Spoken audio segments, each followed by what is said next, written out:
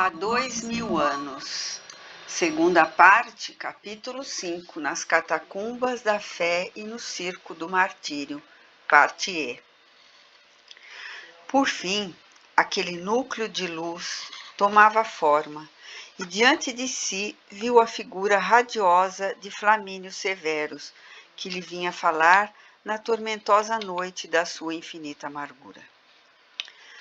Públio reconheceu-lhe a presença, surpreendido e espantado, identificando-lhe os traços fisionômicos e as saudações acolhedoras, como quando se dirigia a ele na terra. Seu semblante era o mesmo, na doce expressão de serenidade, agora tocada de tristeza e amargurado sorriso. Ostentava a mesma toga de barra purpurina, mas não apresentava o aspecto marcial e imponente dos dias terrestres. Flamínio contemplou-o como se estivesse assomado de piedade infinita e de limitada amargura. Seu olhar, penetrante de espírito, lhe devassava os mais recônditos refolhos da consciência, enquanto o senador se aquietava reverente, sensibilizado e surpreendido. Públio, disse-lhe carinhosamente a voz amiga do duende, não te revoltes com a execução dos desígnios divinos que hoje modificou todos os roteiros da tua vida. Ouve-me bem. Falo-te com a mesma sinceridade e amor que nos une os corações de há longos séculos. Diante da morte, todas as nossas vaidades desaparecem. Nas suas claridades sublimadas, nossos poderes terrenos são de uma fragilidade misérrima. O orgulho, amigo meu, abre-nos, além do túmulo, uma porta de trevas densas, nas quais nos perdemos em nosso egoísmo e impenitência. Volta à tua casa e sorve o conteúdo da taça travosa das provas rudes, com serenidade e valor espiritual, porque ainda estás longe de esgotar o cálice das tuas purificadoras amarguras, dentro das expiações redentoras e supremas. As grandes dores, sem remédio no mundo, hão de abrir para o teu raciocínio um caminho novo, nos eternos horizontes da crença. Nossos deuses são expressões de fé respeitável e pura, mas Jesus de Nazaré é o caminho, a verdade e a vida. Enquanto nossas ilusões sobre Júpiter nos levam a render culto aos mais poderosos e aos mais fortes, considerados como prediletos de nossas divindades, pela expressão valiosa dos seus ricos sacrifícios, os ensinos preciosos do Messias de Nazareno nos levam a ponderar a miserabilidade de nossos falsos poderes à face do mundo, abraçando os mais pobres e os mais desventurados da sorte. Como impelir todas as criaturas a caminho do seu reino, conquistado com o sacrifício e o esforço de cada um, em demanda da única vida real que é a vida do Espírito. Hoje sei que perdeste um dia a tua sublime oportunidade, mas o Filho de Deus Todo-Poderoso, na sua piedade infinita e infinito amor, atende agora o teu apelo, permitindo que a minha velha afeição venha balsamizar as feridas dolorosas do teu coração atormentado. O senador deixou que todo o seu pensamento se perdesse na tempestade das mais abençoadas lágrimas de sua vida. Arfando nos soluços de sua compunção, suplicava mentalmente. Sim, meu amigo e meu mestre, eu quero compreender a verdade e almejo o perdão das minhas faltas enormes. Flamínio. Inspiração de minha alma dilacerada. Seu meu guia na tormenta, noite do meu triste destino. Vale-me com a tua ponderação e bondade. Toma-me de novo pelas mãos e esclarece-me o coração no tenebroso caminho. Que fazer para alcançar do céu o esquecimento de minhas faltas? A serena visão, como se houvera comovido intensamente ao receber aquele apelo, tinha agora os olhos iluminados por piedosa e divina lágrima. Aos poucos, sem que Públio pudesse compreender o mecanismo daquele fenômeno insólito, observou que a silhueta do amigo se diluía levemente na sombra, afastando-se da tela de suas contemplações espirituais. Mas ainda assim, recebeu de seus lábios, murmuravam piedosamente uma palavra: perdoa. Aquela suave recomendação caiu-lhe na alma como bálsamo dulcificante. Sentiu então que seus olhos estavam agora abertos para as realidades materiais que o rodeavam, como se houvera acordado de sonho edificante. Sentiu-se algo aliviado de suas profundas dores e levantou-se para retomar, com decidido valor, o fardo penoso da existência terrena. Regressando à casa por volta das 22 horas, ali encontrou Plínio e Flávia que o esperavam aflitos. Vendo-lhe a fisionomia fundamente abatida e transfigurada, a filha ansiosa o abraçou num transporte de ternura indefinível, exclamando em lágrimas: Meu pai, meu querido pai, até agora não nos foi possível obter qualquer notícia. Públio Lentulus, porém, fixou nos filhos o olhar triste e desalentado, enlaçando-os silenciosamente. Em seguida, chamou-os ao gabinete particular para onde determinou igualmente a vinda de Ana e os quatro, em conselho de família, examinaram emocionadamente os inovidáveis sucessos daquele dia de provações aspérrimas. À medida que o senador transmitia aos filhos as revelações penosas de Ana, que lhe acompanhava as palavras extremamente comovida, via-se que Flávia e o esposo traduziam no rosto as emoções mais singulares e mais fortes, sob a angustiosa impressão daquela narrativa. Ao fim do minucioso relato, Plínio Severus exclamou no seu orgulho irrefletido: Mas não poderíamos imputar toda a culpa dos fatos a esta mísera criatura que há tantos anos serve dignamente em vossa casa? Assim se pronunciando, o oficial apontava a serva, que baixou a cabeça humildemente, rogando a Jesus lhe fortalecesse o espírito para o testemunho daquele momento, que adivinhava penoso para os sentimentos mais delicados do seu coração. Públio Lentulus pareceu participar da opinião do genro. Contudo, afigurou-se-lhe que as palavras de Flamínio ainda lhe ressoavam no ádito da consciência e respondeu com firmeza: Filhos, esqueçamos os julgamentos apressados. E se bem reconheça a falta de Ana aceitando as vestes de sua senhora, quero venerar nesta serva a memória de Lívia para sempre. Companheira fiel dos seus angustiosos martírios de 25 anos consecutivos, ela continuará nesta casa com as mesmas regalias que lhe foram outorgadas por sua benfeitora. Apenas exijo que o seu coração saiba guardar os nossos lúgubres segredos desta noite, porque desejo honrar publicamente a memória de minha mulher, depois do seu tremendo sacrifício naquela festividade da infâmia. Plínio e Flávia observaram-lhe, surpresos, a generosidade espontânea para com a criada, que por sua vez agradecia a Jesus a graça do seu esclarecimento.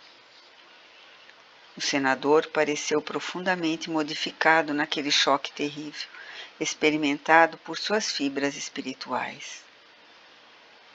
Neste comenos interveio Plínio Severus, esclarecendo: há vários amigos nossos que aqui estiveram para cumprimentar-vos. Declarei que, em vista do nosso luto por minha mãe, não comemoraríeis o vosso triunfo político na data de hoje, informando mais no intuito de justificar vossa ausência que a senhora Lívia se encontrava gravemente enferma em Tibur, para onde fora em busca de melhoras. Notícias essas que, aliás, eram recebidas pelos nossos íntimos com o máximo de naturalidade, porque a vossa consorte nunca mais frequentou a sociedade desde a volta da Palestina, sendo compreensível que todos os nossos amigos a considerassem doente. O senador ouviu com interesse essas explicações, como se houvera encontrado solução para um angustioso problema que o oprimia. Ao cabo de alguns momentos, depois de examinar a possibilidade da execução da ideia que lhe aflorara no cérebro dolorido, exclamou mais animado: tua ideia, meu filho, neste particular, veio trazer-me a perspectiva de solução razoável para a angustiosa questão que me acabrunha. Cumpre-me defender a memória de minha mulher, continuava o senador de olhos úmidos.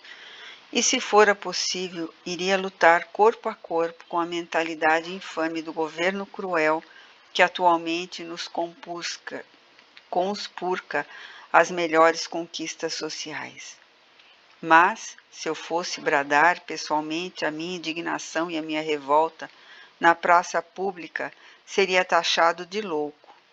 E se fosse desafiar Domício Nero, seria o mesmo que tentar a imobilidade das águas do Tibre com o galho de uma flor. Neste sentido, pois saberei agir nos bastidores políticos para derrubar o tirano e seus asseclas, ainda que isso nos custe o máximo de tempo e paciência. Agora, o que me compete urgentemente é prestar todas as homenagens possíveis aos sentimentos imáculos da companheira arrebatada nos torvelinhos da insânia e da crueldade. Plínio e Flávia escutavam-no silenciosos e comovidos, sem lhe perturbarem o curso rápido das palavras, enquanto ele prosseguia sensatamente. Há mais de 10 anos que a sociedade romana via em minha pobre companheira uma enferma de uma demente. E já que os nossos amigos foram avisados de que Lívia se encontrava em Tibur, talvez aguardando a morte, partirei para lá, ainda esta noite, levando Ana em minha companhia. E como se estivesse tomado por uma ideia fixa, com aquela preocupação de homenagear a morta inesquecível, Públio Lentulus continuou: nossa casa em Tibúria está agora desabitada, porque há mais de 20 dias Filopátor foi a Pompeia obedecendo a determinações minhas.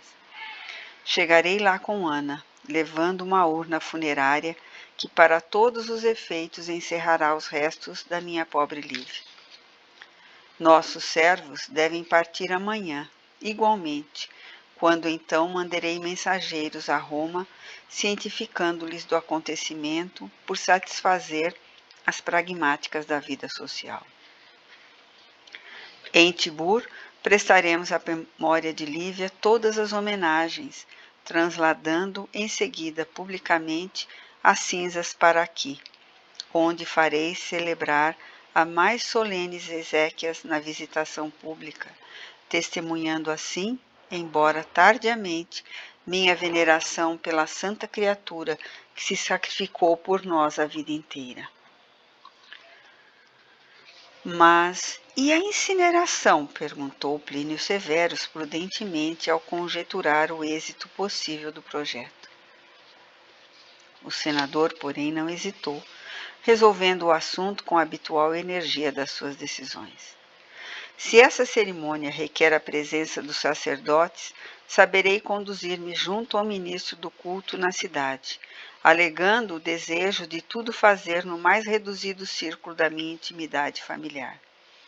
O que resta tão somente é esperar de vocês que me ouvem silêncio tumular sobre as providências dolorosas desta noite, a fim de não ferirmos as suscetibilidades do preconceito social.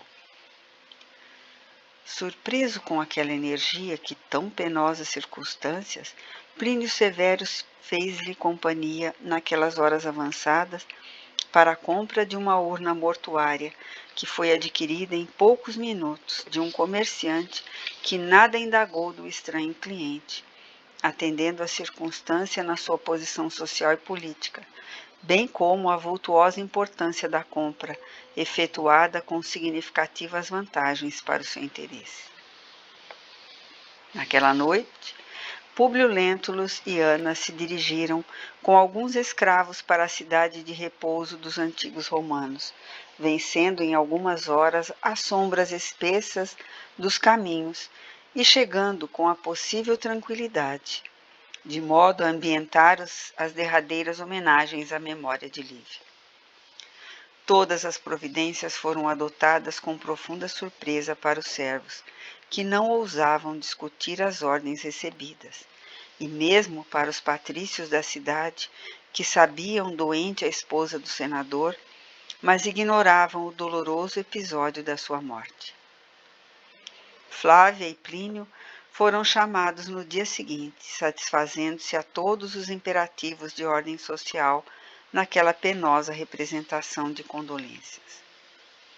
Um donativo mais rico e mais generoso de Públio Lentulus ao culto de Júpiter conquistava-lhe a plena autorização do clero tiburtino no referente à decisão de incinerar o cadáver da esposa na intimidade da família, sendo a memória de Lívia homenageada com todos os cerimoniais do antigo culto dos deuses, invocando-se a proteção dos manés e divindades domésticas.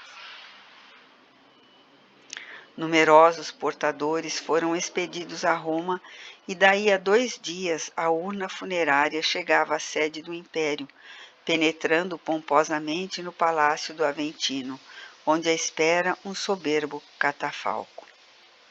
Durante 3 dias sucessivos, as cinzas simbólicas de Lívia estiveram expostas à visitação do povo, tendo o senador mandado distribuir vultuosos donativos em alimentos e dinheiro à plebe que viesse prestar as últimas homenagens à memória da sua morta querida.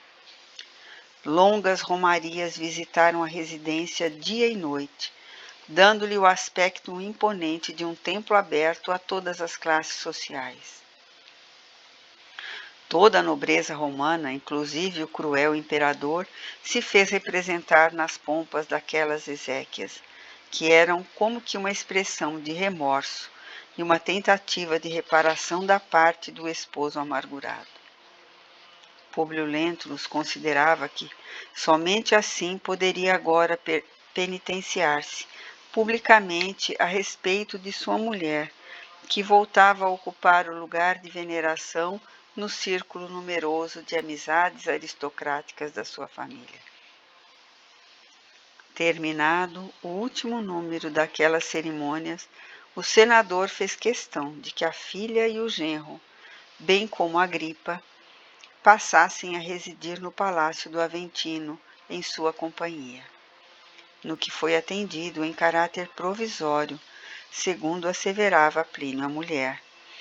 Naquela mesma noite, com a alma dilacerada de saudade, de angústias, transportou, em companhia de Ana, todos os objetos de uso pessoal da esposa para os seus aposentos particulares. Terminada a tarefa, Públio Lentulus exclamou para a serva com singular interesse: "Tudo pronto?" Recebendo resposta afirmativa, insistiu, como se faltasse ainda alguma coisa, referindo-se à cruz de Simeão, guardada cuidadosamente pela dedicação de Ana, como se mais ninguém pudesse apreciar a significação especial daquele tesouro. Onde está a pequena cruz de madeira tosca que minha mulher tanto venerava? Ah, é verdade! Exclamou a serva, satisfeita por observar a modificação daquela alma austera. E retirando do seu quarto a modesta lembrança do apóstolo de Samaria, entregou-lhe com reverência afetuosa. O senador, então, colocou-a num móvel secreto. Todavia, quem lhe acompanhasse a existência amargurada poderia vê-lo todas as noites na solidão do seu aposento, junto do precioso símbolo das crenças da companheira.